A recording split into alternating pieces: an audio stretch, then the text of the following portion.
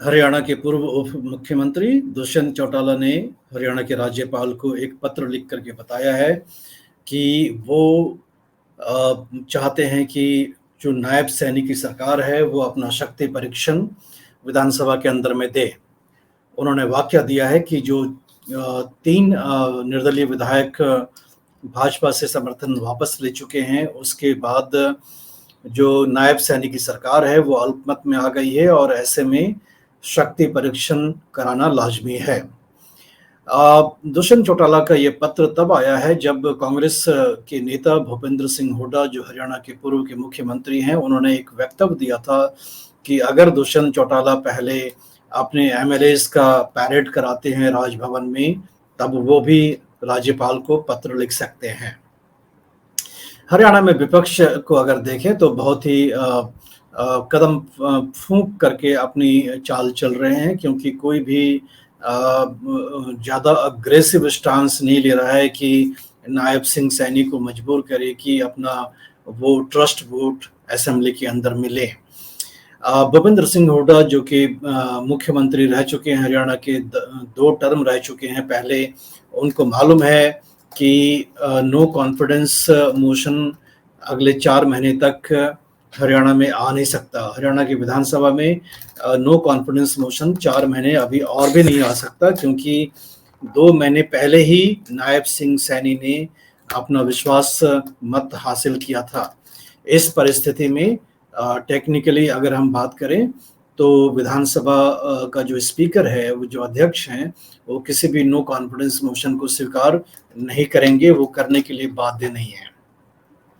तो ऐसे हालात में जब लोकसभा का चुनाव हो रहा है, तब सारी पार्टियों का ध्यान लोकसभा चुनाव के ऊपर है और कहीं न कहीं कांग्रेस ये जानती है कि 4 महीने कोई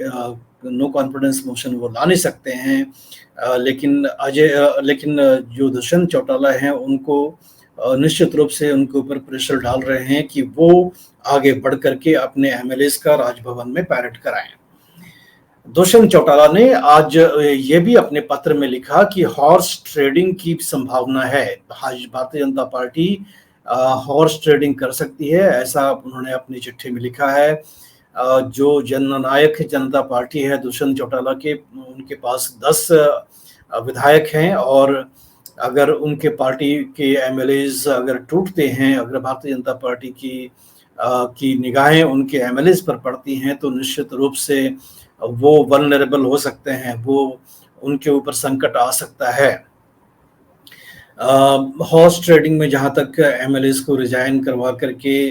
जो विधानसभा का जो स्ट्रेंथ है उसको भी कम किया जा सकता है, जो रणनीति भारतीय जनता पार्टी की पहले की मध्य प्रदेश में और कर्नाटक में देखी जा चुकी है। याद होगा कि 2018 के बाद जब भाजपा ने कर्नाटक की सरकार में वापसी करी थी, तो कई सारे कांग्रेस के विधायकों से इस्तीफा दिलवाया था, जिससे कि असेंबली का स्ट्रेंथ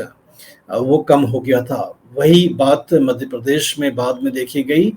और उसके बाद असेंबली के स्ट्रेंथ कम होने के बाद और कांग्रेस के विधायकों से इस्तीफा दिलाने के बाद उन्हीं विधायकों को अपने पार्टी से टिकट दे करके उपचुनाव में लड़वाया था भारतीय जनता पार्टी ने। अगर वो मॉडल भारतीय जनता पार्टी हरियाणा में अपनाती है, तो निश्चित रूप से दुष्यंत चौटाला को सोचना पड़ेगा कि वो अपने 10 विधायक को कैसे बचाएं। एक वो खुद ही हैं। इसके अलावा जो निर्दलीय विधायक निकल चुके हैं भारतीय जनता पार्टी का, वो उनमें से कितने वापस आ सकते हैं वो भी आने वाले दिनों में दिखेगा। लेकिन 4 महीने तक हरियाणा में ऐसे ही स्थिति बनी रहेगी, क्योंकि विधानसभा के अध्यक्ष ने कल अपने स्टेटमेंट में स्पष्ट कर दिया कि जो विधानसभा की जो स्थिति है उसमें कोई परिवर्तन नहीं है। उनका बयान था कि भारतीय जनता पार्टी के पास 40 विधायक हैं, जेजेपी के पास 10 विधायक हैं, कांग्रेस के पास 30 विधायक हैं, 6 इंडिपेंडेंट हैं और एक विधायक हरियाणा जनहित पार्टी और आईएनएलडी के पास है। तो ऐसे में जो पोजीशन है एमएलएज के, उसमें कोई परिवर्तन है नहीं। तो ऐसे में विधानसभा के अध्यक्ष का इशारा साफ था कि वो अगर विपक्ष कोई नो कॉन्फिडेंस मोशन लाएगा भी, तो शायद उसको वो पॉजिटिवली उसको स्वीकार करने की स्थिति में नहीं होंगे। इशारा साफ है कि 6 महीने का जो विंडो होता है नो ट्रस्ट वोट का उस टेक्निकल ग्राउंड पर वो चाहेंगे कि अभी जो स्टेटस को है हरियाणा विधानसभा में वो